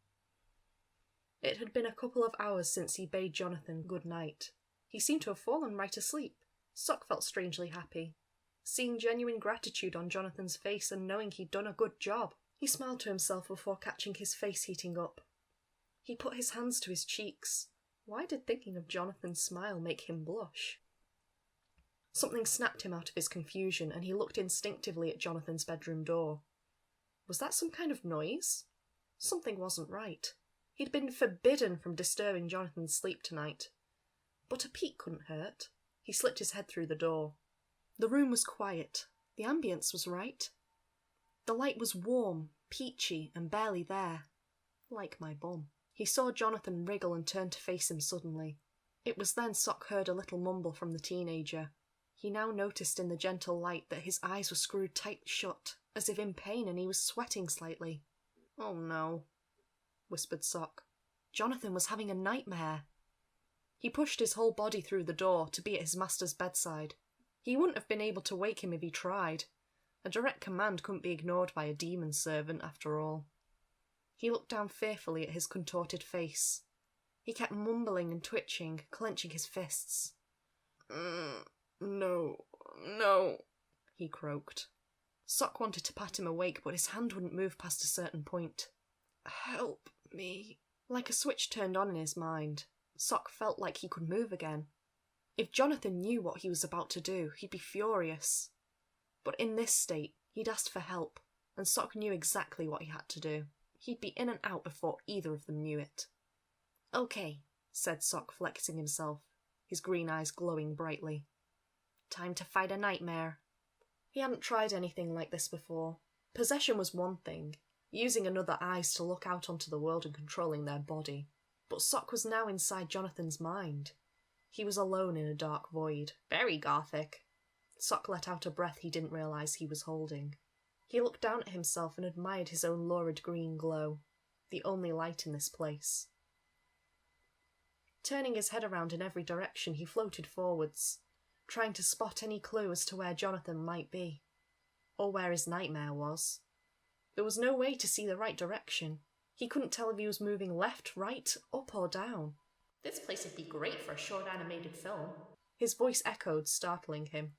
Suddenly, even though he was stood still in place, the space around him started to move. As if he'd been overheard, he rapidly flew through a series of dramatic and unique arches and doorways, all one after the other, increasing in speed until there was just a bright blur surrounding him, causing him to shield his eyes. A final arch and a pair of great wooden doors lurched towards him, swinging open at the last second. Sock had found the location of Jonathan's nightmare, or perhaps it had found him. Sock was in Jonathan's living room. Well, something in the shape of Jonathan's living room, but decked out in a much more sugary palette. Literally. There were candies and bonbons decorated around the place. Eggshell blue, peach and baby pink hues. The fabric seemed softer. If Sock didn't float, he would have sunk straight into the thickness of the warm mint carpet. Jarringly, in the centre of the room, was a hunched silhouette backlit by a harsh blue light. Sock floated alongside the figure that did not move or acknowledge his presence. Sat on the carpet was a little boy, maybe 7 or 9 years old, staring vacantly into the blue screen of a clunky old laptop. It was obvious to Sock that this was a young Jonathan. He opened his mouth to speak, but he was cut off. "Mom's not here. Dad's not here. They never are. Ever. Ever. Ever." Thanks, not creepy at all. Do you know where Jonathan is? I'm upstairs. Sock straightened up and eyed the little boy suspiciously. He never moved to look at him or make eye contact. He backed away and up the stairs. The sugary decor continued up to Jonathan's bedroom. Sock shivered. The closer he got to the door, the more he felt the warmth drain from his body. "Jonathan? Are you in here?"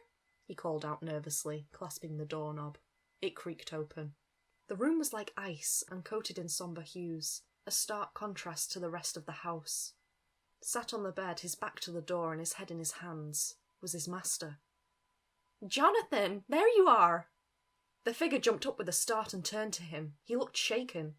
Sock, what are you doing in here? "You were having a nightmare and I came to help you out," Sock exclaimed. Jonathan smiled. "Oh yeah? I know, but don't worry about it. I've seen Inception like 10 times, so we can just—" "Sock." A voice hissed shakily behind him, causing the demon to freeze. Hey, don't look. Jonathan smiled at him again. Sock, get away from it. Sock felt his neck retreat into his shoulders. Jonathan smiled a beguiling smile, but his eyes were as cold as the room around him. Sock had to look. He gulped and whipped his head 180 like an owl. Behind him, crouched in the corner by the open door, was Jonathan. He was trembling and his eyes were wild, glancing feverishly between Sock and the smiling Jonathan. He was pressed against the wall in such a way as to be as far away from the doppelganger as possible. Taking in this scene and the fearful eyes of his master, he whipped back around. The other Jonathan was still smiling. His smile a little too wide now, his limbs a little too long, his teeth a little too sharp.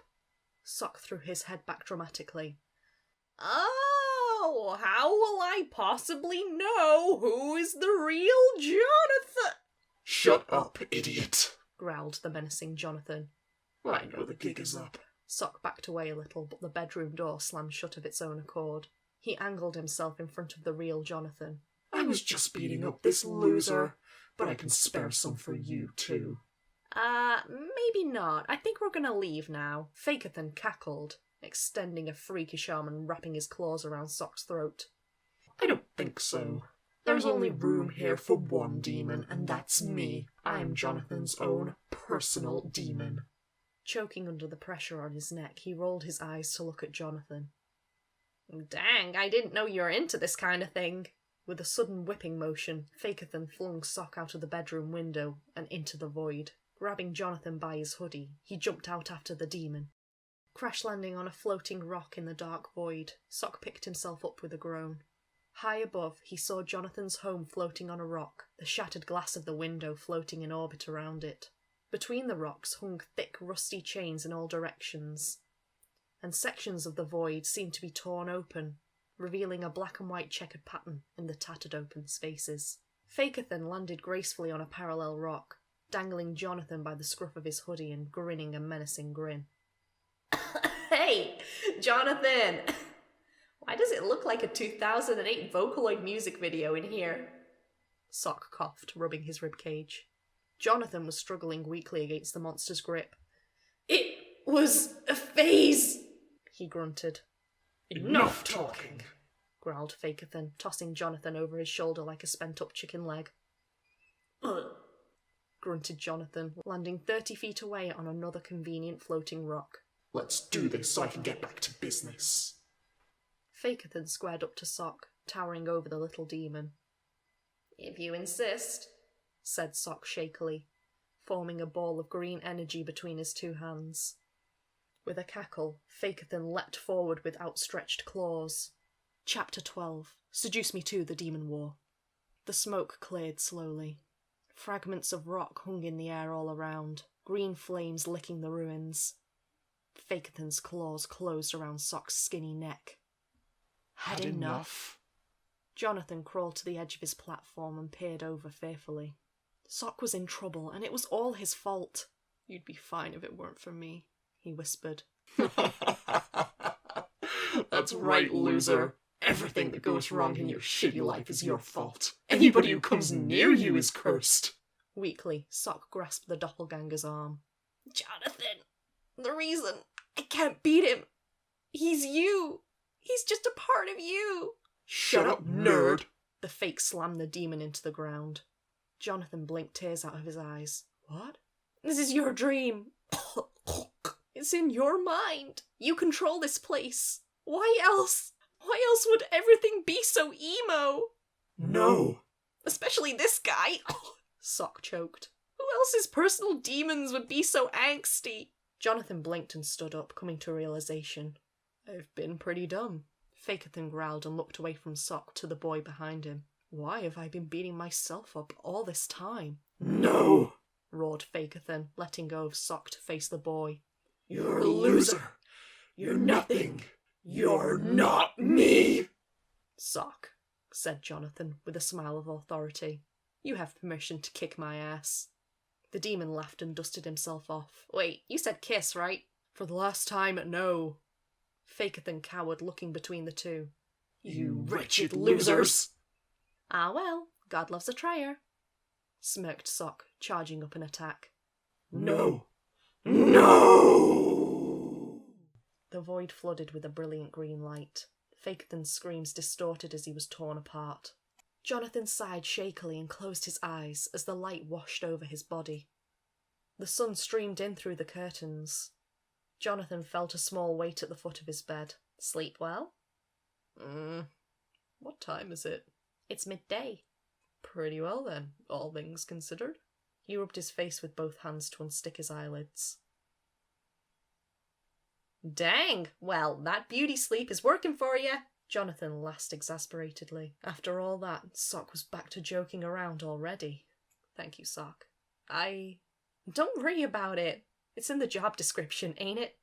Jonathan sat up. I'm serious. I put you in a lot of danger. I was too scared and dumb to see that I was doing this to myself. No, it's not your fault. You've got some stuff in your noodle. That's it. We all do. Me especially. It makes it feel like you gotta keep it all to yourself or it's gonna spread to other people. But that's not how it works. We're all already like this. Hating yourself doesn't fix anything. Jonathan blinked in surprise. Jonathan, the truth is, I helped you because... Jonathan frowned and looked into Sock's eyes. The demon faltered when their eyes met and he looked away. Because I wanted to. If I didn't have to wait for you to ask for my help, I would have done it sooner. The demon pouted and looked at the floor, arms folded. Jonathan breathed out a breath he didn't realise he'd been holding. Then just let me thank you, you goof, he laughed, thumping his servant on the shoulder. Sock cracked a smile. What are you offering? Jonathan stroked his chin in mock thought. Well, for today you can be on light duties. There will be no nightmare brawling tonight either. Just make some whale noises until I fall asleep or something. Can do, boss, laughed Sock, imitating a whale dramatically.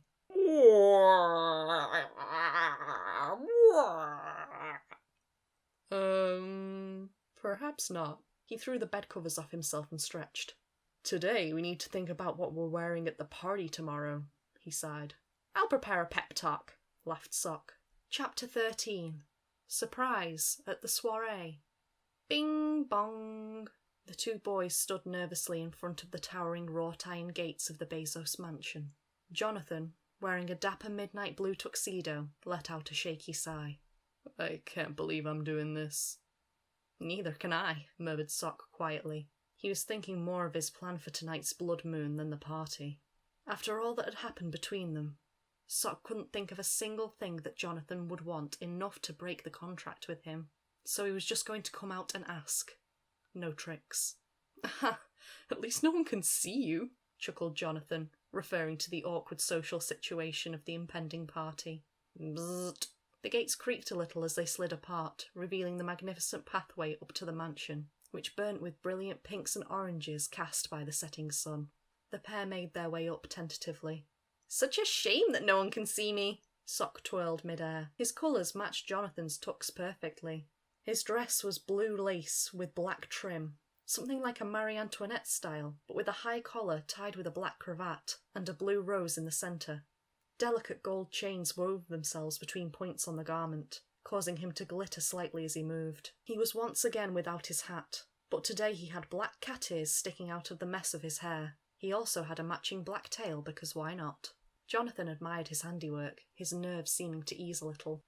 Sock saw his smiling eyes and it warmed his heart. With a pang he had a sudden thought. Would this be the last outfit he had to wear for Jonathan? Before he could dwell on that thought any longer, he realised they were at Tiffany's front door. It was huge, dark oak with a brass knocker set in a white stone arch. As Jonathan reached out to knock, it swung open suddenly.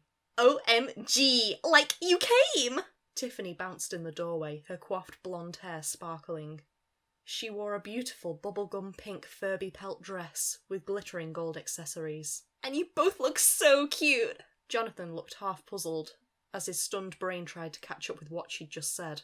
But before he knew it, the billionaireess had clawed him into her home. Oh my god, hi, Jonathan! Yeah, hi, Jonathan! Tiffany's overeager cronies pounced on the newcomer at the soonest opportunity. Sock could barely see his nervously sweating master amidst the gaggle of girls. Looking around the busy hallway packed with rich and popular teenagers, Sock admired the mansion. The interior mixed the dramatic Gothic structure of the building with warm contemporary colours. There was a low-level thumping of current music from a speaker system high overhead, which mixed pleasantly with the chattering of the partygoers. Impressive, right? Sock whirled around and was met by Tiffany's icy blue eyes. Yeah, great what the souls of the damned can buy in this kind of market, laughed Sock, keeping his cool. Hey, don't talk about my dad's employees that way, she mock-pouted. I just want everyone to have a great time tonight. Her eyes flicked upwards over Sock's shoulder, causing him to turn and look instinctively. On the sloping stairway stood a group of kids socialising and holding red Solo cups. Amongst them he recognised Chad, albeit a very smart-looking Chad in a black tuxedo, stood looking down transfixed, the only one not joining in with the group's chattering. Gritting his teeth, he realised that Chad was staring at Jonathan. Oh, this is going to be so much fun, Tiff sighed wistfully. Sock forced a smile. It sure is. I'm going to make sure Jonathan has a really great time. Tiffany looked through the tall windows at the vanishing sunlight. Oh, I'm sure you will. After all, the blood moon will make us both a little more potent. What do you mean? Tiffany laughed haughtily. Oh, you don't know much, do you? Well, you'll be glad you wore that gorgeous outfit, because you'll be solid and permanently visible to everyone very soon. And don't forget all your other stuff. Possession, persuasion, it's gonna be super powerful. Sock blinked, thrown off by her demeanour. I didn't think you'd like the competition. Competition? Against me? Oh, sweetie, no. She laughed again and looked over at Chad once more. You, on the other hand, might want to think about making the first move. Sock gulped. I don't know what you... Come on! This is my party. Give me some entertainment, jeez. With a hair flip, she began to walk away. Sock looked desperately between Tiffany, Chad and Jonathan. Tiffany certainly knew how to stir things up. After 30 minutes that felt like an eternity, Jonathan scrabbled for an excuse to pry himself away from the fawning group of girls. Gee, I could really use a drink. He laughed nervously, his eyes flitting around for an escape route. Yeah, let's go get some punch. A couple of Tiffany's cronies took Jonathan by the hand and led him through the crowd of partygoers. The teenagers were laughing and bobbing to the enchanting beat of Toxic by Britney Spears. Through a grand archway and into the grand hall, Jonathan was led to a magnificent buffet table. Though the decor of the room was devilishly elegant, the spread was standard fare for teens. There were eclairs, French fancies, cocktail sausages, mini sausage rolls, one of those pineapple and cheese hedgehogs, a prawn ring, all stretched out on the huge centre table. The centrepiece of the table was a large stone gargoyle that continuously barfed a translucent red liquid into a glass punch bowl. Wow, was all Jonathan could muster as the two preppy girls filled a few solo cups with the drink. Here you go. Jade passed one over to him. What is it?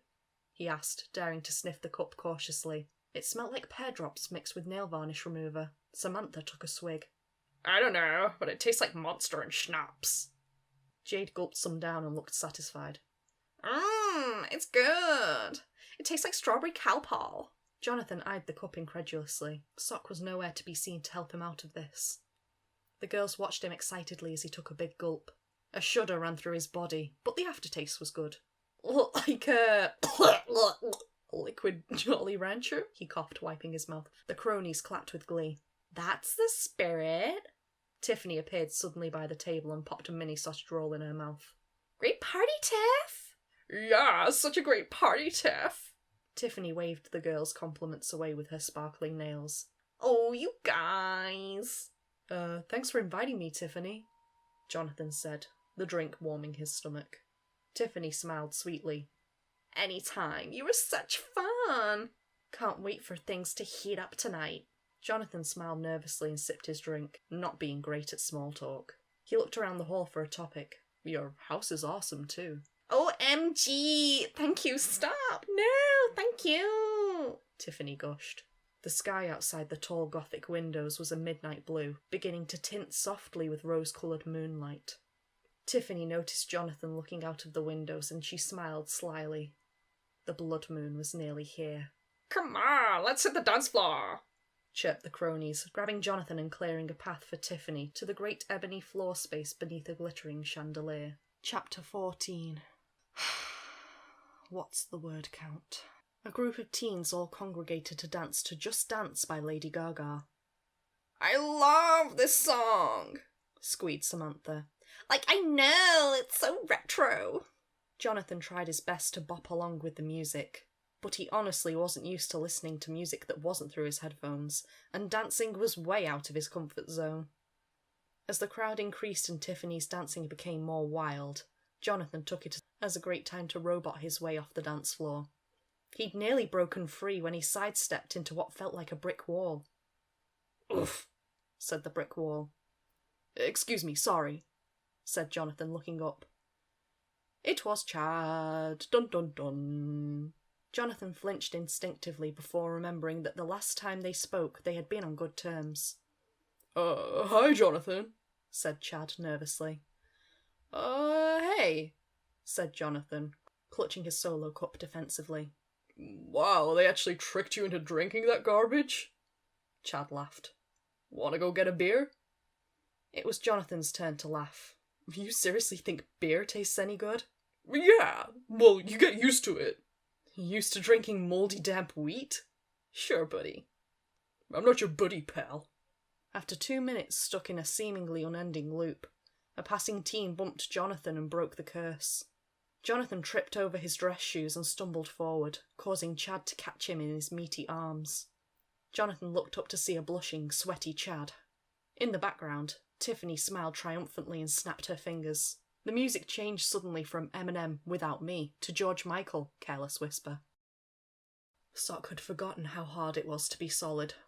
Just as Tiffany had said, as soon as the light of the blood moon shone through the windows, Sock was solid.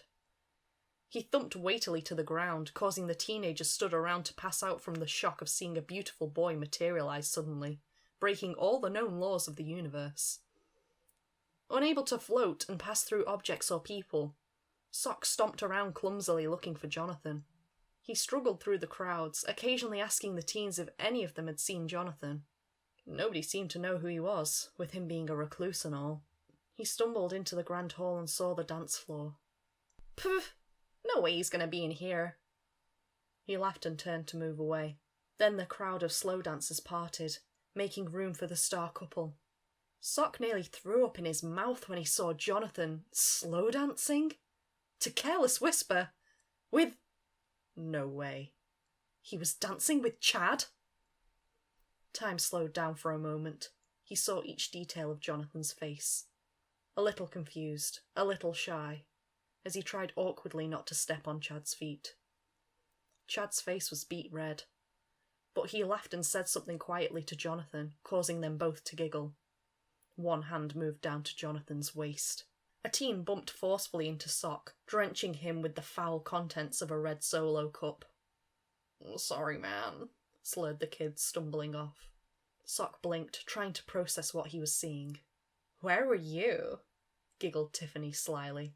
Sock looked at her, too shocked to be angry. "Oh well, looks like Jonathan is having way more fun without you." She flounced back onto the dance floor, leaving Sock speechless. "I told you to make a move. Help yourself to a change of clothes." Sock looked down at himself. His dress was soaked and took on a dirty red hue. Swallowing down his feelings, he whirled and stormed out of the hall. Below the noise, Jonathan let go of Chad just as he saw Sock leaving. Tiffany laughed and clapped her hands in delight. Chapter 15. Very nice and gay. "So like this, right?" said Chad, stepping backwards lightly. "How would I know? I've got about as much experience as you," laughed Jonathan, trying not to step on the jock's feet. "Thanks for this, bro. I feel a lot better about asking Steve to dance now." "Hey man, don't mention it," smiled Jonathan, looking up at Chad's flushed face. "No, really, I've been a real jerk to you. You're a good guy." Jonathan laughed, a little flustered by the compliment, and looked away into the crowd. Just in time, he saw Sock running away from the dance floor, looking really upset and a little damp. "Sorry to cut the lesson short. I gotta go find my friend." Chad smiled. "I think I'm ready now, Sensei." They both looked over to the punch table where they saw a huge burly art kid with a beard. "Go get him, Tiger," laughed Jonathan as he scuttled away off the dance floor. Sock flopped down onto the super king-size bed, with silk sheets that he found in the first room he stormed dramatically into after trudging up the centre staircase. Face down, he tried to sigh but got a feather sucked up his nose, causing him to roll over coughing. "What's wrong with me?" he lamented, wriggling out of his damp dress. "They were just hanging out. What does that matter to me, anyway?" He continued to chunnel a monologue to himself as he got cleaned up and entered the walk-in closet. "I have more important things to focus on tonight. Why the heck does any of this matter to me anyway?" As he rifled through the neatly hung clothes, he considered the churning in his stomach and the stabbing in his heart. Was it because he was solid? It had to be, right? But he was still a demon. Demons don't feel things like that, do they? He grabbed out an outfit without even paying attention to what it was and threw it on. He tried to smooth his wild hair down with his fingers and the palms of his hands. Sock sighed heavily as he clacked out of the room in his fancy dress shoes. He needed to talk to Jonathan as soon as possible, but when he thought about going back to that dance floor, his stomach did a painful somersault. Staying on the second floor, he whirled and marched through the rooms to try and clear his mind. He ended up walking out onto a beautiful stone balcony that overlooked the grounds at the back of the house. The air was cool, and he was bathed in the soft pink light of the blood moon. He closed his eyes for a moment. Jonathan paced from room to room looking for his servant. With all possibility of him being on the first floor maxed out, he ascended the staircase. He was sure he'd seen Sock upset, but why? He peered around the door of a bedroom and saw a crumpled dress on the huge bed. Recognising the extravagant fabric, it had to be the dress he'd picked out for Sock. Which meant Sock was running around naked! Jonathan's hand flew to his mouth. Extremely confused, Jonathan continued his search. Mephistopheles was enjoying the Blood Moon Bank holiday, a national day off for the citizens of Hell. He lay on a black sand beach, using a big reflector to catch the pink rays of the sun on his pale skin. In the fiery lake sprawled out before him, the souls of the damned screamed as they burned for all eternity. The sounds soothed him. Like all demons, Meph was much more powerful underneath a blood moon. He wondered briefly if he had ever mentioned things like this to Sock. Nah, he probably knows all about that stuff. He buffed the concern away and leant forward, peering over his sunglasses. A demonic colleague was surfing across the lake on a surfboard made of severed human arms. They caught eyes and waved merrily to each other. Ah, sighed Meph as he took a sip of his Bloody Mary. This is the life. He had a whole 3 hours of relaxation left before he had to go back to work. Jonathan pushed the doors open to the balcony angstily. He couldn't find Sock anywhere, so he'd come out here to brood. He'd even tried calling to him and giving him commands, yet for some reason the little demon didn't come running like he always did. The night was quiet compared to the thumping music inside the mansion, and the moonlight was a soft rosé. The balcony was wide and dramatic, with a large fish tank in the centre. Jonathan thought it was a little much, even for the home of a trillionaire. He leant forward to admire the fish in their many vibrant colours. The teal glow from the tank contrasted the pink backdrop. As he went to straighten up, he noticed his own reflection. He looked a little sad. Then he saw with a fright that there was another person on the other side of the tank. Startled, he stood upright and walked nervously around the tank to apologise, the stranger on the other side mirroring his actions. The young man who turned to face him was dressed very elegantly. He wore a blood-red velvet suit, with a black silk vest and bow tie. His shoes were shiny black Louboutins that clacked on the floor as he moved. He had clearly tried to neaten up his rusty mop of hair a little, with not much effect, but he still looked cute. He was surrounded by a halo of pink light from the moon, and his green eyes glowed with such vibrancy that it knocked the breath out of Jonathan's lungs. Jonathan? The teen blinked, registering who he was looking at. Sock! I've been looking for you everywhere! He stepped towards Sock enthusiastically, but Sock's expression didn't change. He looked sad. I saw you earlier when I was on the dance floor. You looked kinda upset, said Jonathan, rubbing his neck. Are you okay? Did something demony I don't understand happen? Maybe. You could say that.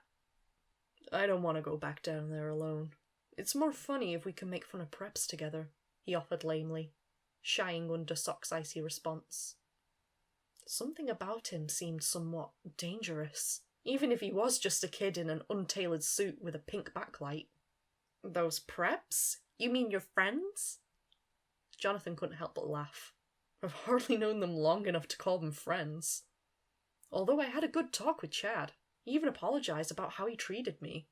And can you believe he asked me, of all people, for relationship advice?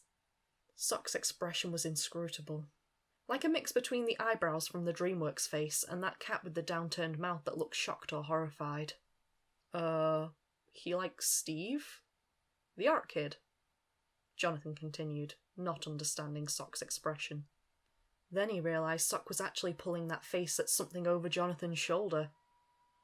Jonathan turned and saw, to his awe and mild disgust, that, on a balcony parallel to theirs, Steve and Chad were in each other's arms, sucking face with great intensity.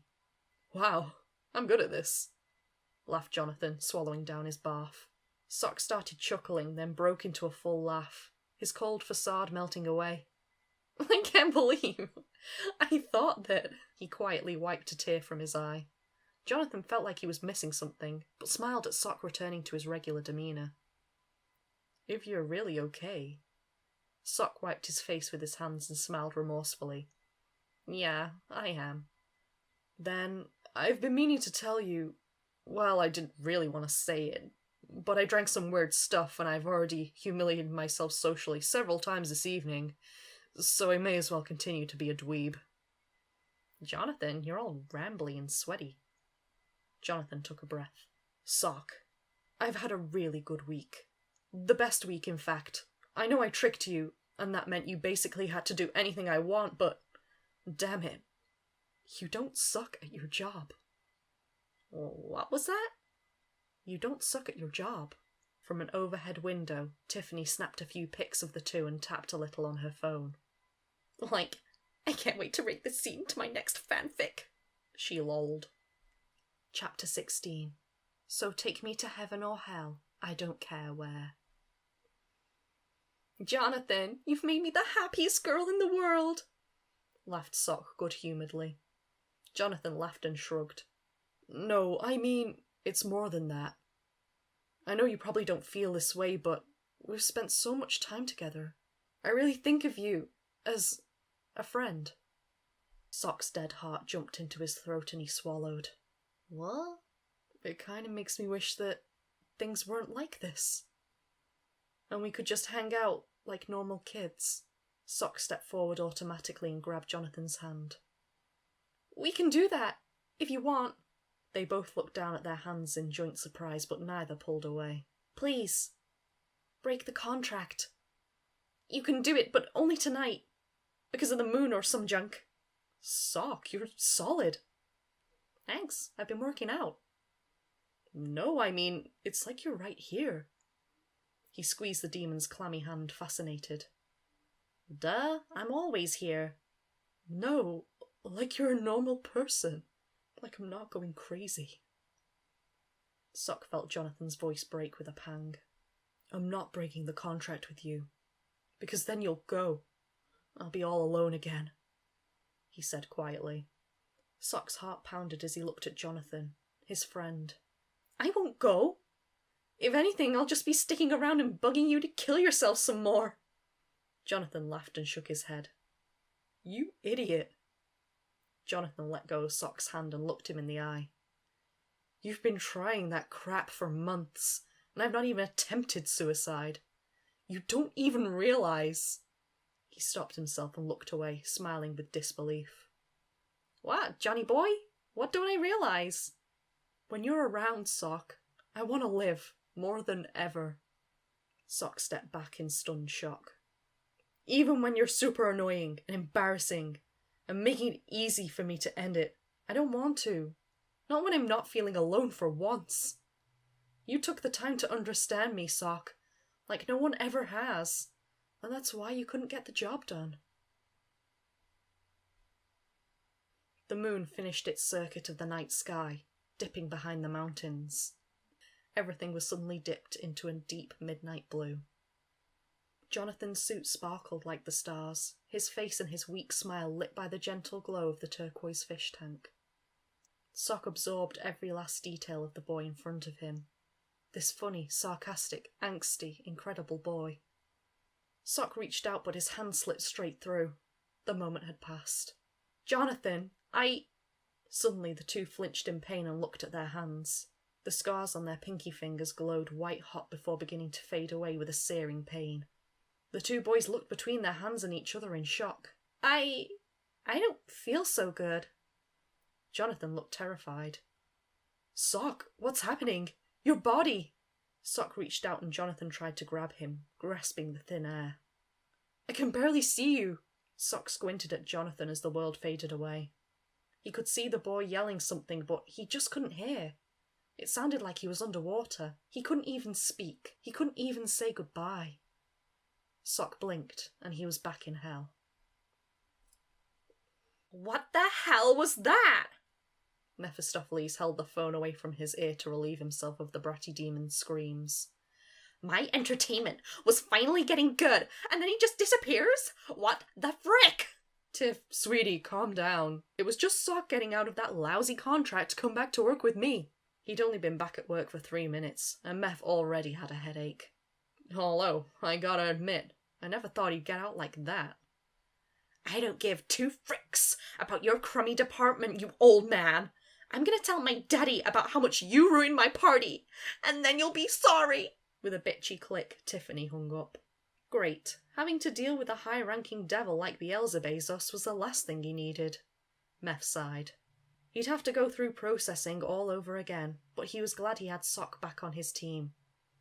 If anything, it was embarrassing to have an employee given the slip like that. He'd have to be more careful in the future. As for that Jonathan boy, oh, he couldn't wait to get his hands on a little brat when he finally made it to hell. Whipping out his copy of their contract with a flourish, he smirked smugly at the big red void stamped that blazed with red flames upon the parchment.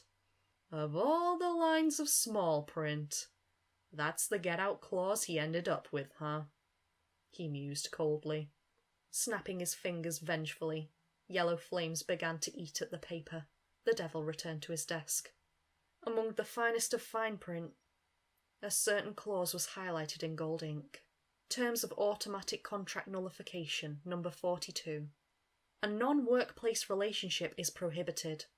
If either party is to fall in love with the other, the contract is immediately void.